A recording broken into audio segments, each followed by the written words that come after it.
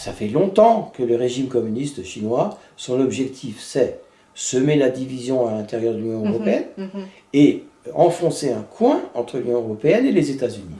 Et bien là, il a gagné. Il a tombé dans le piège. Ben, il est tombé dans le piège chinois, voilà ce qu'on peut dire. Ouais.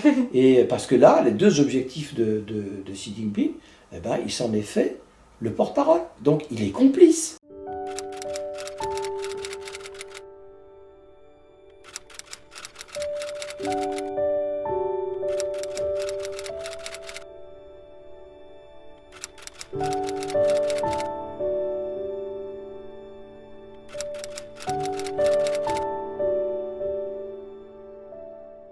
大家好，这里是法国的10万个为什么。今天呢，我们也是请到一个重量级、超重量级来宾来讨论什么呢？最近应该大家都常常看到，就是马克宏前一阵他到了中国，然后跟习近平聊一聊，然后呢，他没带回来什么东西，就是法国人都说他这是一个外交的一个失败。那外交失败就算了，他在飞机上讲了关于台湾的一些话，然后引起了非常大的反应。然后不只是台湾哦，连那个法国的盟友啊、美国啊、欧洲啊，都觉得马克宏你怎么会讲这样子的话？所以呢，今天我们请到了这位 Pierre Antoine， 他是很厉害的。以前在法新社驻北京的特派，然后也是法新社的总编。现在呢，他写了很多的书，关于中国，关于西藏，然后也常常接受法国媒体的访问。所以我们来请他来聊一聊马克宏到底发生什么事情了。Qu'est-ce qui se passe dans la tête de Macron? Ok, donc première question, les propos du président Emmanuel Macron.Pourquoi ça a sollicité tellement de colère? Parce que ce sont des déclarations qui sont extrêmement imprudentes et même qui sont dommageables pour l'image de la France à l'étranger. Mais je voudrais d'abord situer un peu le contexte. Parce que avant d'entamer sa visite d'État en Chine, il avait reçu à l'Élysée des sinologues qui lui ont expliqué avec beaucoup de détails la situation en Chine populaire, la situation à Taïwan, la situation dans le détroit de Taïwan, et donc il l'avait mis en garde sur ce dossier. Il lui avait aussi dit que le mercredi où il a rencontré Xi Jinping, pratiquement au même moment, la présidente de Taïwan, Tsai Ing-wen, allait rencontrer le président de la Chambre des représentants, M. Kevin McCarthy. Oui. Et que donc, à l'évidence, la direction chinoise allait réagir de façon assez forte. Tout ça, c'était prévisible. Ensuite, pendant sa visite, on a vu que déjà, il avait l'espoir, à mon avis, mal fondé, qu'il puisse influencer Xi Jinping pour le persuader d'intervenir auprès de Vladimir Poutine pour le convaincre d'arrêter la guerre en Ukraine. Mais moi, je pense qu'il ne comprenait pas la véritable situation. L'agenda de M. Xi Jinping n'est pas du tout l'agenda de M. Macron ou de l'Union européenne ou des États-Unis. Ça n'a rien à voir. Donc, pour moi, c'était déjà une cause perdue. Et on a vu aussi les deux personnages, quand il y a eu, à la fin de leur premier entretien, ils ont rencontré la presse. C'était pas une conférence de presse parce qu'il n'y avait pas de questions. Voilà. Mais, le style communiste. Oui, le président Macron était tout sourire. Il regardait souvent Xi Jinping en disant voilà, je peux compter sur vous, je sais que je peux compter sur vous. C'était déjà une déclaration très malheureuse parce qu'il s'est situé en position d'infériorité par rapport au président Xi Jinping. Et quand lui a pris la parole, Xi Jinping, lui, il a eu une déclaration monocorde, comme toujours, où il n'a rien dit de vraiment concret, aucun engagement précis, que des formules vagues, du genre la Chine travaille pour la paix dans le monde. Ça mène à rien. Et pas un seul regard pour Emmanuel Macron. Donc il y avait déjà une approche complètement différente. Et je trouve déjà que pour Macron, se mettre en position d'infériorité, c'était une grave erreur. Parce que c'est tout le contraire qu'il aurait dû faire. La Chine a beaucoup besoin de l'Europe aujourd'hui, vu les tensions avec les États-Unis, et vu aussi le fait que quand même, face à l'Occident, la Chine est quand même assez isolée. Eh bien non, il n'a pas fait ça. Et ça, c'était la première erreur. Mais il ne pense pas qu'il a une situation inférieure, il pensait mais c'est ça où il se trompe, c'est-à-dire que Moi, je trouve que bon, il est jeune, il a une quarantaine d'années. Monsieur Xi Jinping, il a 69 ans. Ce sont deux personnages complètement différents. Parce que l'un, quand il parle, il veut montrer la puissance de la Chine, qui d'ailleurs n'est pas vrai. Et de l'autre côté, on voit, je suis désolé de le dire, mais un gamin qui pense qu'il sait tout faire et qu'il est supérieur à tout le monde. Déjà, c'était très mal parti. Parce que Xi Jinping, c'est un calculateur. Il sait très bien manipuler les autres. Il a l'habitude de le faire dans son pays. Donc déjà, on voyait que Macron tombe dans les filets de Xi Jinping. Et il s'est lui-même mis dans ces filets. De sa propre volonté. Surtout de son ignorance. Et c'est ça ce que je lui reproche. Alors maintenant, là où vraiment les propos de Macron ont été vraiment scandaleux, je dis scandaleux, plus que malencontreuses, elles étaient, encore une fois, moi je pense, au détriment de l'image de la France et même de l'ensemble de l'Union européenne. Parce que... Oui, on peut juste rappeler qu'est-ce qu'il a dit. Alors j'allais y venir justement. Parce que l'une de ses déclarations, c'est de dire que la controverse autour de Taïwan, ça n'est pas l'affaire de l'Union européenne. Voilà, c'est ça. Ça, je pense que c'est vraiment, mais contre-productif. Parce que, évidemment que c'est l'affaire de l'Union européenne. L'Union européenne ne va pas envoyer des soldats pour débarquer à Taïwan, c'est pas ça la question. C'est que, au-delà de Taïwan, bon, qui d'abord, je le rappelle, est une véritable démocratie, alors qu'en face, il y a un régime totalitaire, ça c'est une chose. Donc, ignorer déjà ça, je trouve que c'est malencontreux. Mais surtout, Taïwan, c'est un verrou géostratégique dans cette région. Et que si un jour, l'armée populaire de libération réussit à envahir Taïwan, ça ouvre des perspectives gigantesques à la Chine pour contrôler le Pacifique. Exactement. Donc, évidemment, le premier concerné, c'est les États-Unis et par exemple le Japon. Mais pour l'Union européenne, c'est extrêmement important. Et j'ajoute autre chose. C'est qu'il a aussi dit que l'Union européenne doit bâtir une équidistance entre les États-Unis et la Chine. Et il a même dit que l'Union européenne ne doit pas devenir un vassal des États-Unis. Mais ça, c'est dramatique, parce que ça veut dire qu'il n'a pas eu une seule critique sur la Chine populaire. Pas une. Mais là, au contraire, il tend le doigt accusateur vers les États-Unis. Ça revient à dire que finalement, cette tension à Taïwan, c'est de la faute des États-Unis. Et c'est exactement la propagande chinoise. C'est exactement ce que dit déjà depuis le début de la guerre en Ukraine. Pékin affirme que le véritable coupable, c'est les États-Unis. Alors, ces déclarations ne rentrent pas du tout dans le cadre de la position officielle française. Ouais, c'est ça. Parce que la position officielle française, elle est décidée en harmonie avec l'Union européenne. Elle a été répétée à de nombreuses reprises, qui est de dire l'Union européenne et la France sont pour le statu quo dans le détroit de Taïwan, et donc le maintien de la stabilité et de la paix dans cette zone. Oui. Et lui a dit à peu près le contraire. Surtout qu'il avait été briefé avant son voyage. Donc ça veut dire quoi? Ça veut dire qu'il n'écoute personne, il s'écoute lui-même. Ou peut-être dans l'équipe de conseil, il y a On va y arriver tout à l'heure. On va y arriver tout à l'heure. Alors, les conséquences, elles sont multiples. La première, c'est qu'il fait le jeu de Xi Jinping. Pourquoi? Parce que ça fait longtemps que le régime communiste chinois, son objectif, c'est semer la division à l'intérieur de l'Union européenne et enfoncer un coin entre l'Union européenne et les États-Unis. Voilà. Et bien là, il a gagné. Il a tombé dans le piège. Et ben, il est tombé dans le piège chinois, voilà ce qu'on peut dire.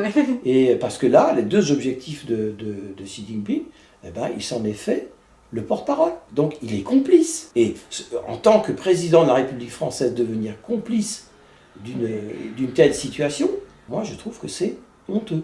Et surtout les réactions, elles ont été soit la stupéfaction, parce qu'au début personne n'a compris, puis ensuite de l'indignation et de la colère. Au Congrès américain, beaucoup en parlaient, dont notamment M. Rubio, qui a dit mais finalement c'est très simple, ça revient à dire que puisque l'Union européenne se désintéresse de Taïwan, nous on peut peut-être se désintéresser de l'Ukraine.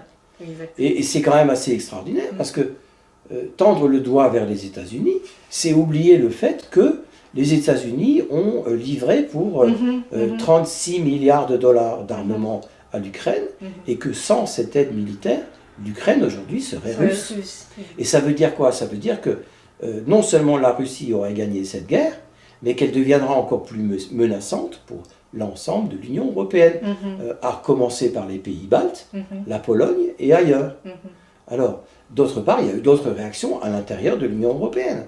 Il y a eu toute une série de commentateurs qui ont dit mais on marche sur la tête. Enfin, c'est une sorte de trahison des idéaux de l'Union européenne. Je dis bien trahison. Alors, on a vu le Premier ministre estonien qui a dit mais enfin, c'est absolument incompréhensible. Comment on peut dire des choses pareilles? Nous, les Estoniens, on est juste en face de la Russie. Quand on entend ça, mais c'est insupportable. Le conseiller du président polonais a dit mais tout ça, ça montre bien que pour nous, ce qui est important, c'est la protection américaine et pas la protection française qui n'existe pas. Et puis il y a eu beaucoup d'autres commentaires, y compris au sein même du parti de M. Macron. On voit très bien qu'il y a eu beaucoup de colère aussi. Alors, à la fin, il s'est rendu compte qu'il avait fait pour le moins une bourde. Moi, je dis que ce n'est pas une bourde, c'est une faute. Donc il a été obligé de revenir sur ses propos. Et même là, il a pris toute une série de phraséologies pour essayer de s'en sortir, pour ne pas apparaître comme celui qui a fait une bêtise. Du haut de son Olympe, Jupiter ne veut pas admettre qu'il a fait une sacrée connerie. Il faut aussi mettre en parallèle ce voyage avec... Il était accompagné de la présidente de la Commission européenne, Madame von der Leyen, qui, elle, avant de partir, a été très claire.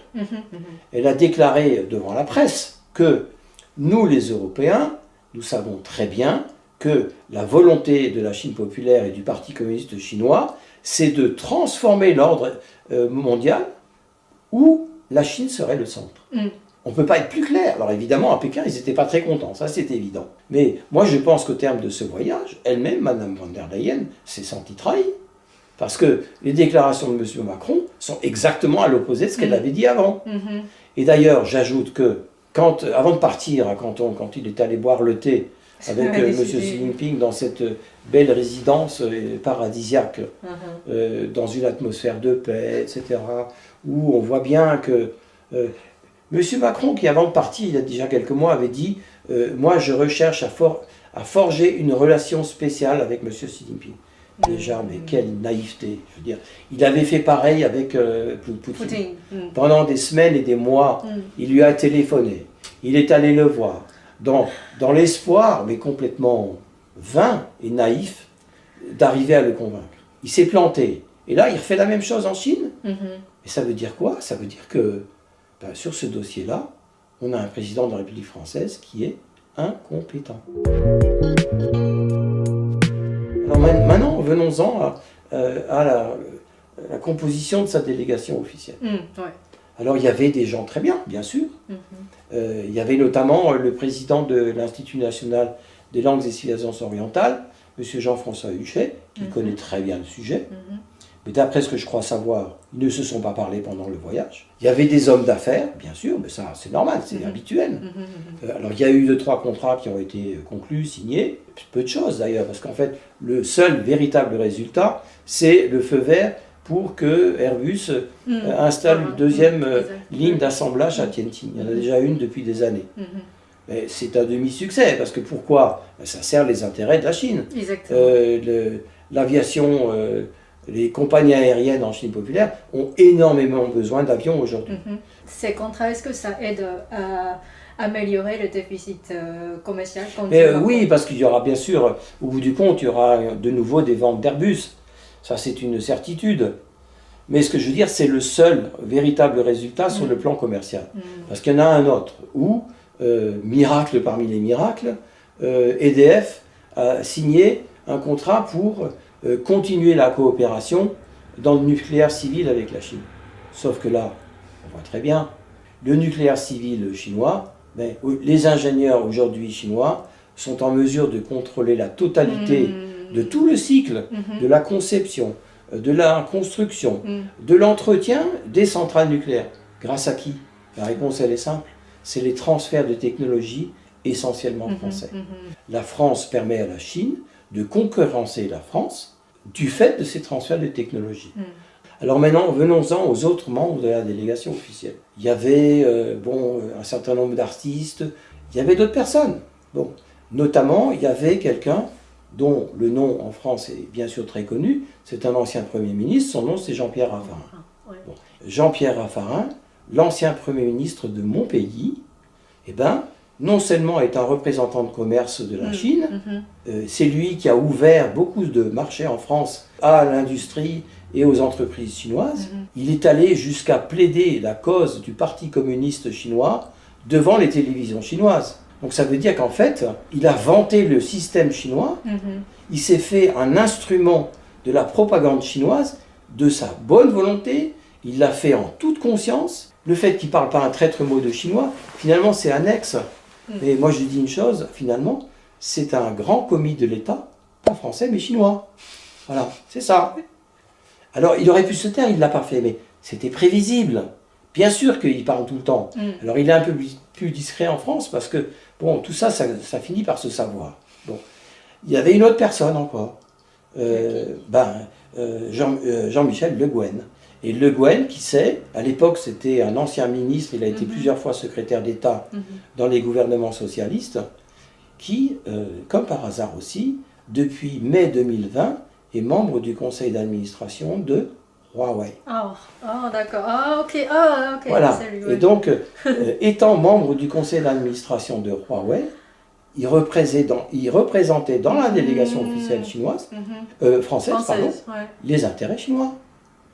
De plus, Huawei, son siège est à Shenzhen, dans le Guangdong.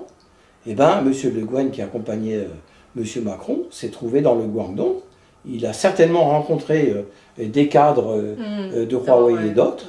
Et donc, la question est posée, quoi. La France est devenue une république bananière? C'est le conflit de l'intérêt. C'est des conflits d'intérêts. Ouais. C'est-à-dire, étant membre de la délégation officielle, il représente les intérêts français. Et en fait, sur le fond, il représente les intérêts chinois. Exactement. Comme tu as dit tout à l'heure, s'il devait y avoir la crise à Taïwan, ça concerne les Européens ou non? Et bien sûr que ça concerne les Européens. Tout à l'heure, j'ai parlé de la position géostratégique de l'île principale de Taïwan et des autres petites îles que Taïwan contrôle et administre. Parce que, je l'ai dit, c'est un verrou pour l'ensemble du Pacifique. C'est aussi, bien évidemment, je veux dire que c'est une évidence, c'est une démocratie extrêmement vivante, c'est une démocratie qui est plus aboutie que la démocratie japonaise, c'est un exemple de démocratie pour l'ensemble de l'Asie, et c'est la seule démocratie pour le monde chinois. Mais ça, il faut en tenir compte, je veux dire, ne pas le faire au pays des droits de l'homme, mais quand même, je veux dire, on marche sur la tête. Alors, troisième raison, elle est aussi d'ordre technologique, parce que aujourd'hui, la nouvelle révolution industrielle qui est en marche et qui va continuer dans les décennies à venir, c'est celle des semi-conducteurs. Les semi-conducteurs, c'est le nerf de la guerre de cette révolution industrielle. Elle touche tous les secteurs de l'industrie et de l'économie. Tous, sans exception. Et le champion est taïwanais. C'est TSMC. Alors derrière lui, il y a Samsung. C'est les deux grands pour les semi-conducteurs. Mais TSMC est largement le numéro 1. TSMC, à lui tout seul, représente 92% de la totalité de la production de semi-conducteurs de dernière technologie dans le monde. Alors TSMC a délocalisé aux États-Unis, est en train de délocaliser au Japon et délocalise maintenant aussi au sein de l'Union européenne. D'assemblage et de production de semi-conducteurs en Allemagne à Dresde. Mais il y a une deuxième usine qui va s'ouvrir en Europe. L'offre est là. L'offre, elle a été faite à plusieurs pays européens, dont, selon ce que je sais, la France. Alors, quand on en arrive aujourd'hui à une situation pareille, on peut se dire qu'on va hésiter à TSMC. C'est l'évidence. Donc là aussi, c'est totalement contre-productif. Donc évidemment que Taïwan intéresse non pas seulement les États-Unis, tous les voisins de la Chine en Asie de l'Est, mais le reste du monde aussi. C'est la principale zone de fracture du monde aujourd'hui. Que ce soit sur le plan économique, militaire, géostratégique, politique, c'est là que ça se passe. Donc dire qu'on se désintéresse de la question, c'est une aberration totale. Voilà ce que je peux dire pour Taïwan. Merci.